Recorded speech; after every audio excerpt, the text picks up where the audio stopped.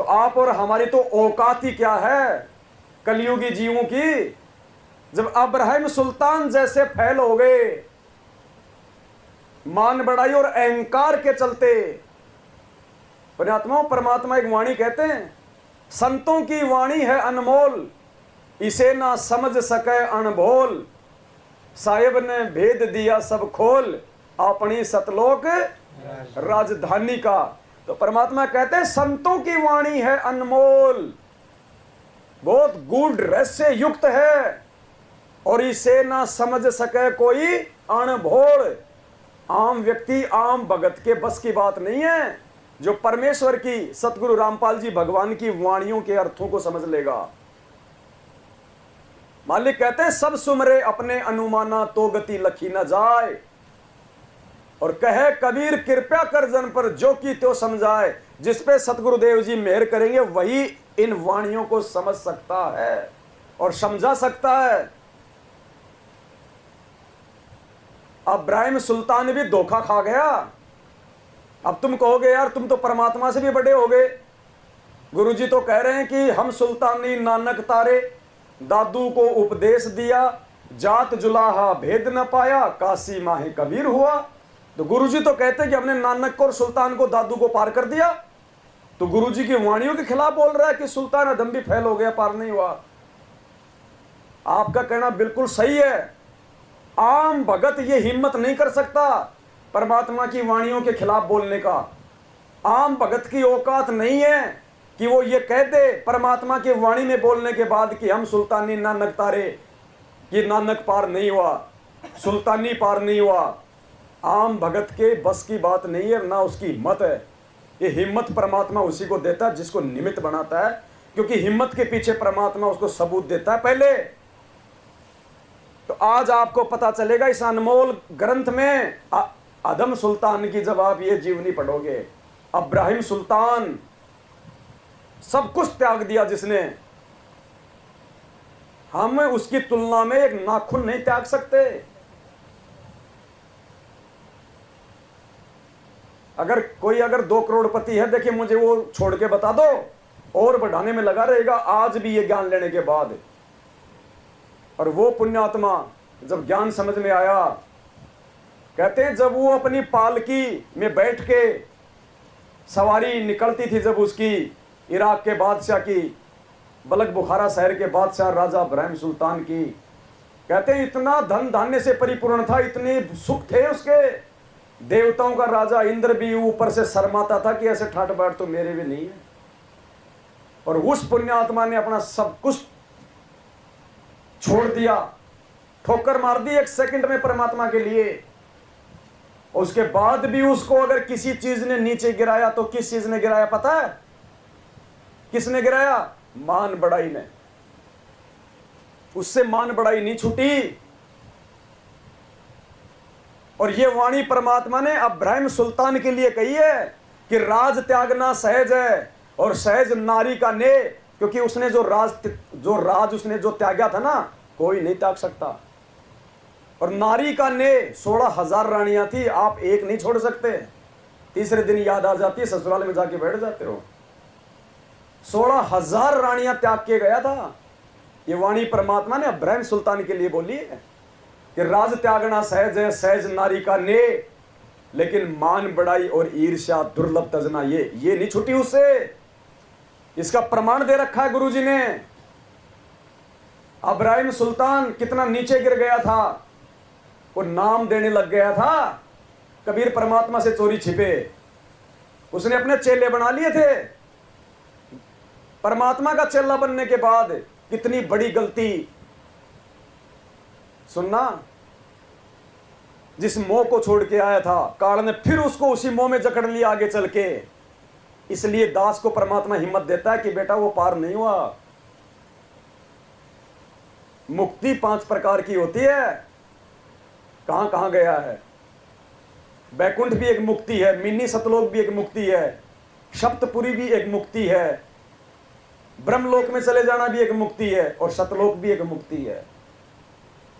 सुनिए, दूध का दूध पानी का पानी खुद कर लोगे सुन के कि सुल्तान आदम पार हुआ है या नहीं हुआ है।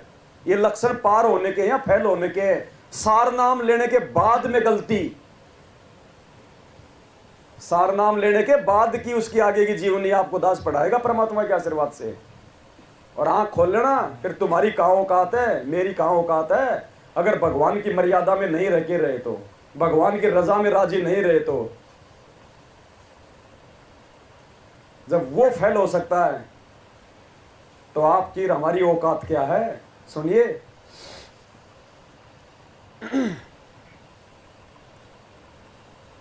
ये कबीर सागर का सरलार्थ है, पेज नंबर है 307 और देख लीजिएगा थोड़ा ध्यान से, हेडलाइन भी देख लेना। इसमें यही लिखा है, विकार, काम, क्रोध, मोह, लोभ। क्या लिखा परमपिता परमेश्वर सतगुरु रामपाल जी भगवान ने हम नीचू को समझाने के लिए। विकार जैसे काम, मोह, क्रोध, वासना नष्ट नहीं होते, शांत होते हैं। विकार मरे ना जानियो जो भूबल में आग, जब जब करे ले धधक ही बचे सतगुरु शरण लाग। एक समय इब्राहिम सुल्तान मक्का में गया हुआ था। उसका मकसद था कि भ्रमित मुसलमान श्रद्धालु मक्का में हज के लिए या वैसे भी जाते रहते हैं, उनको समझाना था। उनको समझाने के लिए वहां कुछ दिन रहे, कुछ शिष्य भी बने। अरे भगत भक्ति करके पार होगा या दूसरों को अपना चेला बना के पार होगा। क्या कहा परमात्मा ने, ये जितने भी नकली गुरु हैं जिन्होंने शिष्य बना रखे हैं ये नरक में जाएंगे। क्यों बोलते हैं गुरु जी? क्योंकि गुरु इस भक्ति विधान के अनुसार तब तक पार नहीं हो सकता जब तक उसके चेले पार ना हो जाएं। भेड़ों का रखवाला तब तक भेड़ों से आगे नहीं निकलता जब तक हर भेड़ को पार ना करवा दे। वो भेड़ों के पीछे चलता है, सारी भेड़ों को निकाल के फिर उनके पीछे चलता है। तो गुरु तब तक पार नहीं होता जब तक गुरु के चेले पार नहीं हो जाएं। इसलिए परमात्मा ने कहा कि नकलियों के पास में ना ज्ञान है, ना मंत्र है, ना भक्ति है, ये खुद भी नरक में जाएंगे और चेले भी। और इसी भक्ति विधान को समर्थ होने के बावजूद भी उस कबीर परमात्मा ने निभाया। काशी में 650 साल पहले 64 लाख भक्तों की परीक्षा लेके कि बड़वा बड़वा सब कोई कहे पर कोई न जाने खोज, दास गरीब कबीर करम वो बाटे सिर का बोझ। नकलियों का भार अपने सिर से उतार रहा था। क्यों? क्योंकि जब तक चेले पार नहीं हो जाएंगे गुरु पार। तो आदम सुल्तान ने सबसे बड़ी गलती कर दी, शिष्य बना के। क्या वो पार कर सकता था?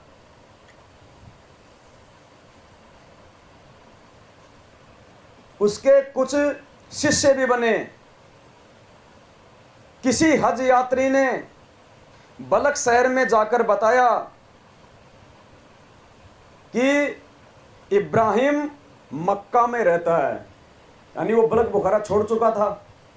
तो किसी व्यक्ति ने उसको देखा तो जाके उसके परिवार को बताया कि वो तो वहां रहता है मक्का में।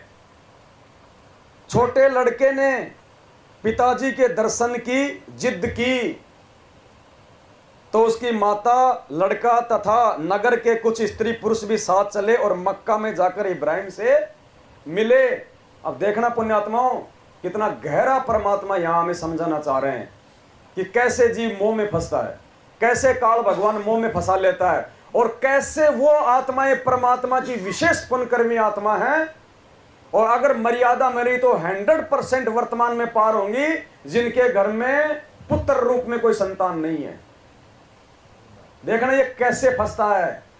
16,000 रानियों का मोह छोड़ के आने वाला, 16,000 रानियों के बेटे कितने होंगे, अपने बेटों का मोह छोड़ के घर से निकलने वाला, कैसे काल भगवान ने उसको मोह में फंसा लिया सार नाम के बाद। छोटे लड़के ने पिताजी के दर्शन की जिद की तो उसकी माता, लड़का तथा नगर के कुछ स्त्री पुरुष भी साथ चले और मक्का में जाकर इब्राहिम से मिले। इब्राहिम अपने शिष्यों को शिक्षा देता था, चेले बना लिए थे, और तुम कह रहे हो सुल्तानी पार हो गया। सुनते जाओ आगे आगे। इसीलिए नहीं भोगता दास, इसीलिए दास उन मूर्ख भक्तों को बुरा लगता है जो गुरुजी के ज्ञान से भी पूरी तरह परिचित नहीं है। अब गुरुजी फैल कर रहे हैं, उसको मैं नहीं कर रहा, गुरुजी फैल कर रहे हैं कि पार हुआ कि नहीं हुआ। इब्राहिम अपने शिष्यों को शिक्षा देता था कि बिना दाढ़ी मूंछ वाले लड़के तथा दूसरे की स्त्री की ओर अधिक देर नहीं देखना चाहिए, वरना मोह हो जाएगा। बात सही है, बिल्कुल सही है। हमारे को भी शिक्षा मिलनी चाहिए। इस कथा के माध्यम से गुरुदेव हम भक्तों को भी शिक्षा दे रहे हैं कि बिना दाढ़ी मूंछ वाले लड़के की तरफ तो माता बहनों को ज्यादा देर तक नहीं देखना चाहिए। आसक्ति हो सकती है, मोह हो सकता है। और किसी भी पुरुष को माता बहनों की तरफ ज्यादा देर तक नहीं देखना चाहिए, आसक्ति हो जाएगी काल परिणा से। मन रूप में काल सबके अंदर बैठा है।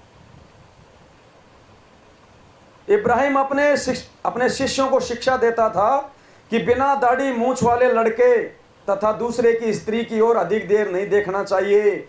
ऐसा करने से उनके प्रति मोह बन जाता है।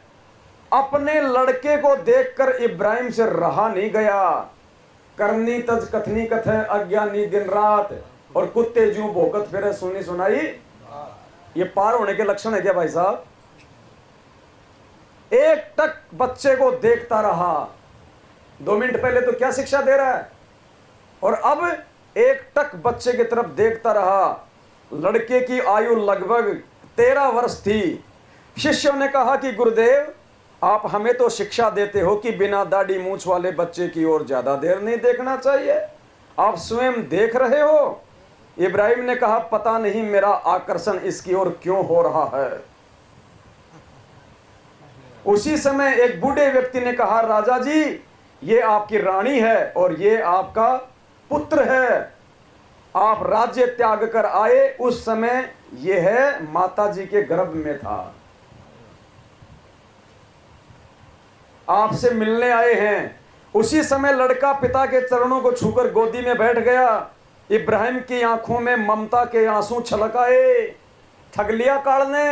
ये हमें शिक्षा दे रहे हैं गुरुजी, मजाक की बात नहीं है। इसलिए परमात्मा कहते हैं जिसके बेटा नहीं हो पार हो सकता है, क्योंकि बेटा नहीं है तो पोता नहीं होगा, और पोते में बेटे से ज्यादा मोह बनता है। आदमी को मूल से ज्यादा ब्याज प्यारा होता है। कहां मार खा गए इब्राहिम, 16,000 रानियों का मोह छोड़ने वाला। इसलिए परमात्मा ने वाणी इसके ऊपर कही थी कि राज त्यागना सहज है, सहज नारी का ने, और मान बड़ाई ईर्ष्या दुर्लभ तजना। ये यहां ठगा इब्राहिम को काल ने पहली बार में। धर्मदास वाली स्थिति हो गई इसके साथ में। परमात्मा को मालूम पड़ गया इसको पुत्र मोह है, और ये सारा नाम बताएगा। अंतर्यामी थे, और धर्मदास ने कह दिया कि परमात्मा मेरे बस की बात नहीं है, या तो मुझे सतलोक भेज दो या मुझे मार दो, मैं इस मंत्र को नहीं छुपा पाऊंगा। परमात्मा जगन्नाथ ले गए, जिंदा समाधि दे दी। वो स्थिति इब्राहिम के साथ हो गई। फिर कहते हो सुल्तानी पार हो गया। अभी तो नानक जी का भी नंबर आएगा अगली वीडियो में, देखना वो कितना पार हुआ है। उसी समय इब्राहिम सुल्तानी के लिए परमात्मा की आकाशवाणी हो गई। सोचो पुण्यात्मा, हमें कहां बख्शेगा परमात्मा। इतनी सी गलती होते ही पुण्यात्मा, ये पॉइंट हमारे दिमाग में घंटे की तरह 24 घंटे बजते रहने चाहिए। गुरुदेव संकेत कर रहे हैं कि बेटा तू भी भगत है, सुल्तानी भी भगत था, वो भी मोक्ष के लिए घर से निकला था, तू भी मोक्ष के लिए भक्ति कर रहा है। उसका भी परिवार था, तेरा भी परिवार है। देख लेना, तेरे सामने भी काल ये सारी चीजें लेके आएगा, और तू उस समय क्या करता है। इतनी सी गलती पे क्या कहा परमात्मा ने? परमेश्वर की ओर से आकाशवाणी हुई कि हे सुल्तानी, तेरे को मेरे से प्रेम नहीं रहा, अपने परिवार से प्रेम है, अपने घर चला जा। ये परमात्मा आपके हृदय में तभी तक रहेगा जब तक जो प्रेम परमात्मा चाहता है आप उस प्रेम को किसी और के साथ में ना बांटो। मोह परमात्मा से करना चाहिए था, और वो कर बैठा अपने परिवार से। उसी क्षण परमात्मा ने आकाशवाणी कर दी कि ये सुल्तानी, अब तुझे मेरे से प्रेम नहीं रहा, अपने परिवार में हो गया, जा अपने घर चला जा। फैल। पुण्यात्मा, हम यहां पे हलवा चाटने नहीं आते रहे, पूरी रात यहां पे जाग के अपनी आंखें खराब करने नहीं आते। ये चीजें परमात्मा क्यों समझा रहा हमें? क्योंकि परमात्मा ने हमें पार करना इसी जन्म में, इसलिए परमात्मा ज्यादा से ज्यादा हमारे को ज्ञान आधार से दृढ़ कर रहा है। ये काल भगवान के बैरिकेड्स तोड़ने की ये शिक्षा दे रहा है परमात्मा कि काल का जो चक्रव्यूह है तुम कैसे तोड़ोगे। ये काल ऐसे ऐसे ठगेगा तुम्हें। उसी समय इब्राहिम को झटका लगा तथा आंखें बंद करके प्रार्थना की, हे परमात्मा, मेरे बस से बाहर की बात है। क्योंकि ज्ञान नहीं था। अरे जिसको ज्ञान हो गए वो ये बात कह देगा कि मेरे बस की बात नहीं है। बात को अपने बस में रखने के लिए तो ज्ञान दिया जाता है। 27 साल से क्यों परमात्मा रात के 2-2 बजे तक जाग जाके सत्संग कर रहे हैं? ज्ञान क्यों दिया जाता है? मन को दृढ़ करने के लिए, काल के जाल को काटने के लिए, आत्मा को मन से ज्यादा मजबूत देने के लिए। एक पुत्र के मोह में उसकी ये हालत हो गई, सब कुछ कुर्बान करने वाले की ये हालत हो गई। एक बेटे ने हालत कर दी, एक चेहरे ने, उस जिसकी चर्बी के नीचे अगर आप देखो तो उसका चेहरा भी नहीं देखा जाए। ये चर्बी परमात्मा कहते हैं विष्टा जिनकी देह में वो मगन फिरे दिन रात है। तुम जिस शरीर पे मौत हो रहे हो ना, इसके अंदर लैट्रिन बड़ा, थूक लार। गुरुदेव कहते हैं ना, कभी कोई कुत्ता मरा हुआ देखा हो रोड पे, उसकी आंतें कहां पड़ी है, उसका पेट कहां पड़ा है, खून कहां पड़ा है, देखते ही उबाक आती है। कहते हैं इस खाल को हटा दो बेटा, बस ये खाल लगा के काल ने तुम्हें मोहित कर रखा है, जरा ये चर्बी उतार के देख लो एक बार। अगर तुम हाथ भी लगाना, अगर अच्छा समझो तो मुझे बता देना। हाथ भी नहीं लगाओगे तुम, सिर्फ चमड़ी लगा के उसने हमारे को भ्रमित कर रखा है। उसी समय इब्राहिम को झटका लगा तथा आंखें बंद करके प्रार्थना की, हे परमात्मा, मेरे बस के बाहर की बात है। और देखो सबसे बड़ी मूर्खता फिर उसने क्या कही आगे, क्या कही उसने, या तो मेरी मृत्यु कर दो या इस लड़के की। भगवान को हत्यारा बना रहा है, भगवान को हत्यारा बना रहा है कि या तो मेरी हत्या कर दो या इस लड़के की हत्या कर दो। अरे लड़के का इसमें क्या दोष है भाई जो तू उसको मारने के लिए कह रहा है? लड़के की सुंदरता उसका दोष है क्या? तेरी अपनी कमजोरी है, तेरे ज्ञान की कमी है। आज तेरा लड़का या कल को कोई लड़की आएगी, कल को कोई माता बहन आएगी, तेरा मन तो भाई आपने स्वयं डांटना है ना। ज्ञान किस लिए दिया था परमात्मा ने?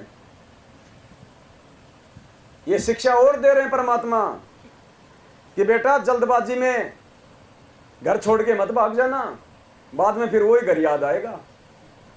जल्दबाजी में घर छोड़ के मत भाग जाना, अपने घर बैठ के भक्ति कर। परमात्मा ने उसको कहा भी था कि जा वापस और भक्ति कर, कोई दिक्कत नहीं फिर वो राज करने में। लेकिन उस समय भाव में था, नहीं परमात्मा मैं नहीं जाऊंगा, उस नरक में नहीं जाऊंगा, और उसी नरक ने वापस ठग लिया। सोचो हमारी क्या औकात है पुण्यात्माओं, अगर मर्यादा में नहीं रहे और परमात्मा से भीख नहीं मांगी तो। ये राग द्वेष कर करके रामदेव जी की तरह, उनके परिवार की तरह 7 युगों में परमात्मा प्राप्त नहीं कर पाओगे। छोटी छोटी बातों के लिए मन मुटाव। अरे ऐसी आत्माओं को परमात्मा सतलोक में क्यों रखेगा जिनमें राग द्वेष है, जिनमें ईर्ष्या है, निंदा चुगली है, सच को सच नहीं कह सकते, झूठ को झूठ नहीं कह सकते, भक्तों से रिश्तेदारियां जोड़ने में लगे हुए हैं, 2 नावों की सवारी करते हैं।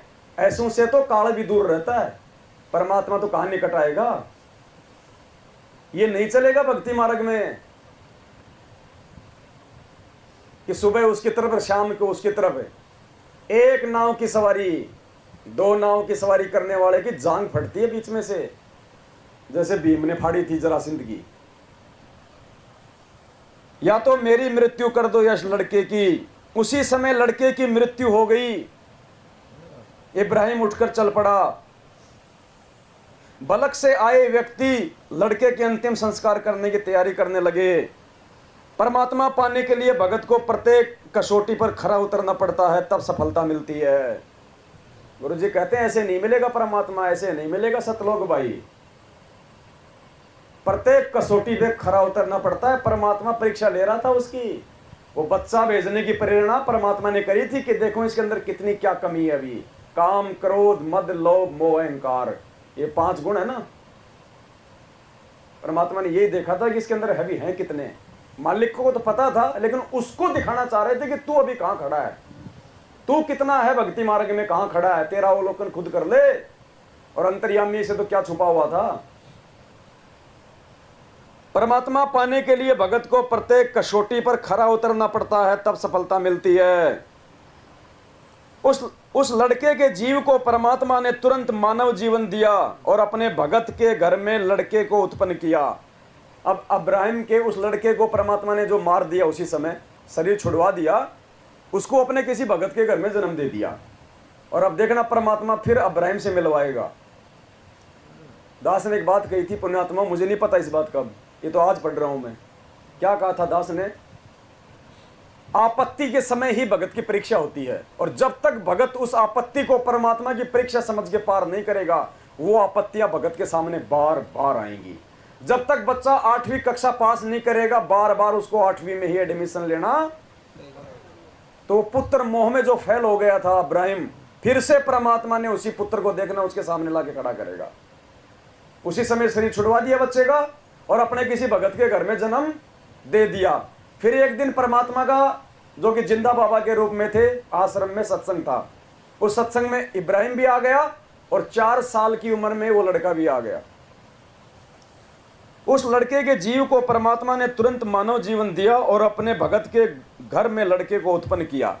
बचपन से ही उस आत्मा को परमात्मा का मार्ग मिल गया। एक बार सब भगत बाबा जिंदा के आश्रम में इकट्ठे हुए, कबीर परमात्मा के आश्रम में। वह लड़का उस समय 4 वर्ष की आयु का था। परमेश्वर की दया से उसका बिस्तर तथा इब्राहिम का बिस्तर साथ साथ लगा था। इब्राहिम को देखकर लड़का बोला, पिताजी। लड़के को क्या पता मेरा पिताजी है। परमात्मा ने चेतना दे दी इब्राहिम की परीक्षा के लिए। लड़का बोला, पिताजी आप मुझे मक्का में क्यों छोड़ आए थे? मैं अब भगत के घर में जन्मा हूं। देखने अल्लाह ने मुझे आपसे फिर मिला दिया।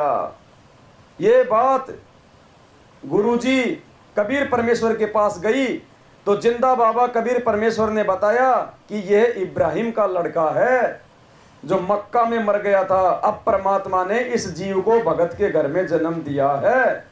इब्राहिम को लड़के के मरने का बहुत दुख था, मरवा भी दिया खुद ने, और उसके बाद में उसको दुख भी बहुत था कि परमात्मा ने ये क्या कर दिया।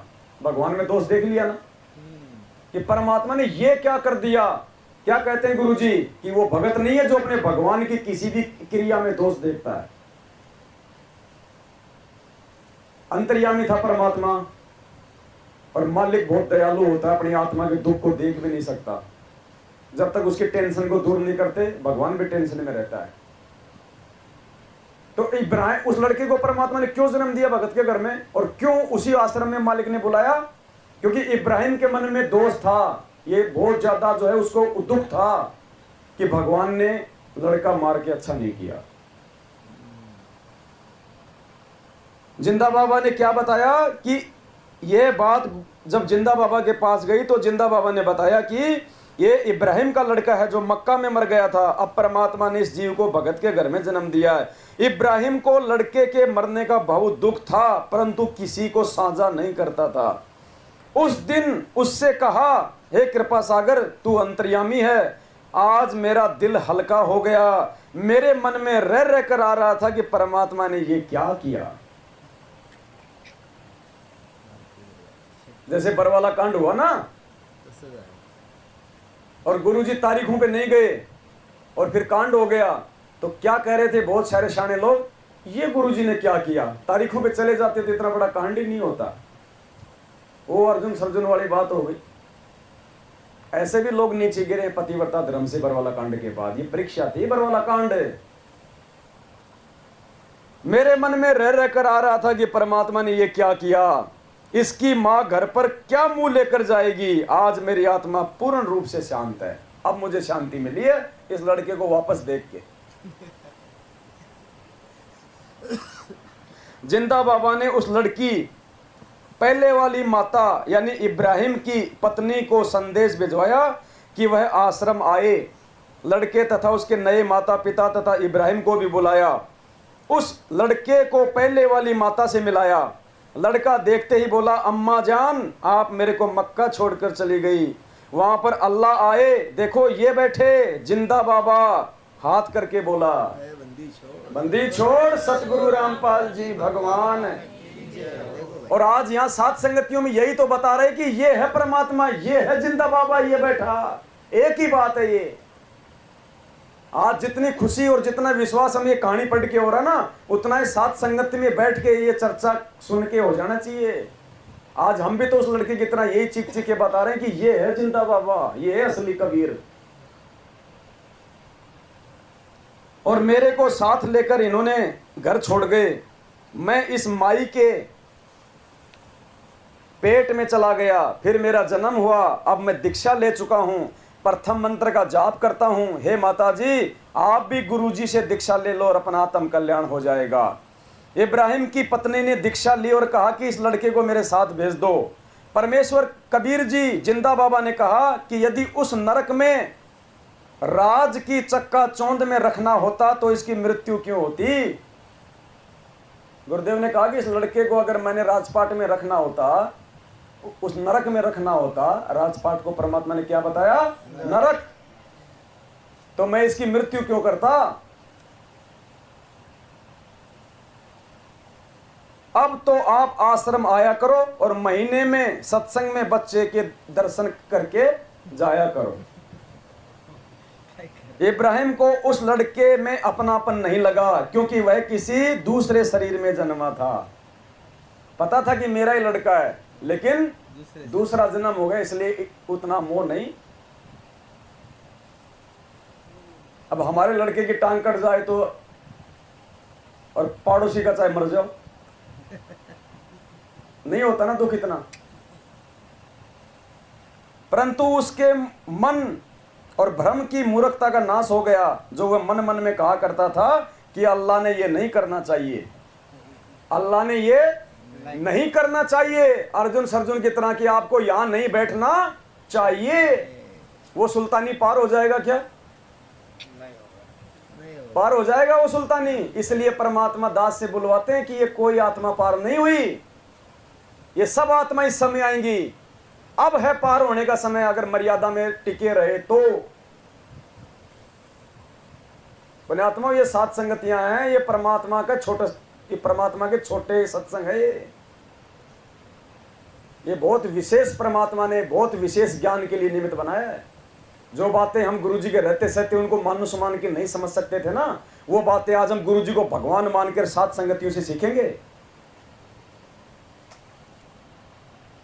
जो वह मन मन में कहा करता था कि अल्लाह ने ये नहीं करना चाहिए, अब उसे पता चला कि परमात्मा जो करता है अच्छा ही करता है। बाद में तो अर्जुन सर्जुन को भी समझ में आ गया था कि गलती कर दी भाई, इसको भी समझ में आ गया। भले ही उस समय अपने को अच्छा न लगे, अल्लाह के सब जीव हैं, वह सबके हित की सोचता है। हम अपने अपने हित की सोचते हैं। रानी को भी उस लड़के में वो भाव नहीं था, परंतु आत्मा वही थी, आत्मा वही थी, लेकिन रानी का भी वो प्रेम नहीं बना फिर, क्योंकि दूसरे माँ के गर्भ से आया था। इसलिए माता वाली ममता दिल में जागृत थी, इसलिए उसको देखकर शांति मिलती थी। ये कारण बनाकर परमेश्वर जी ने उस रानी का भी उद्धार किया और बालक का भी। अब बताओ, गुरुजी कह देते हैं कि नानक जी का उद्धार हो गया, हमने मान लिया कि सतलोक गया। यहाँ तो परमात्मा बलक बुखारी का तो छोड़ो, उस लड़के का उसकी रानी के लिए भी कह रहे हैं कि उनका भी उद्धार हो गया, तो क्या वो भी सतलोक चले गए? गुरुजी कहाँ संकेत कर रहे हैं, ये समझना पड़ेगा हमने ज्ञान से।